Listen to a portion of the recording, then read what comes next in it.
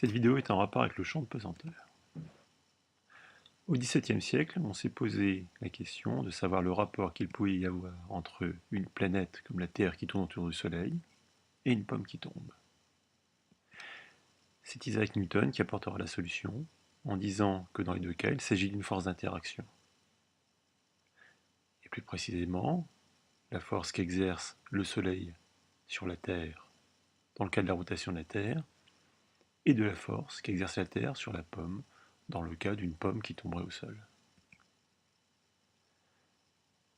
Donc cette force qu'exerce la Terre sur la pomme a pour formule G fois la masse de la Terre fois la masse de la pomme divisé par la distance entre la Terre et la pomme au carré. On remarquera que ce terme-là, grand G fois la masse de la Terre sur la distance au carré, eh bien on peut l'isoler, puisque c'est une constante, qu'on appellera grand G. Du coup, la formule devient la masse de la Terre sur la pomme est égale à la masse de la pomme fois grand G. Ce grand G, c'est le champ de gravitation.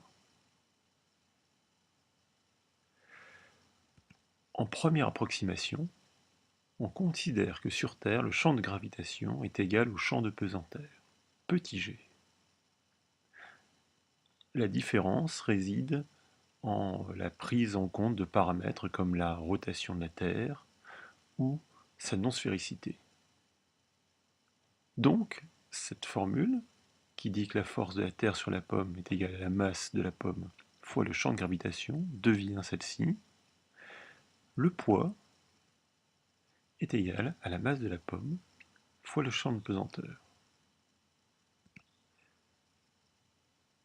Nous vivons donc sur Terre, dans sa jante pesanteur, petit g, dirigé suivant la verticale, vers le bas, et qui a pour valeur, depuis 1901, date à laquelle une valeur a été choisie, 9,81 Newton par kilogramme.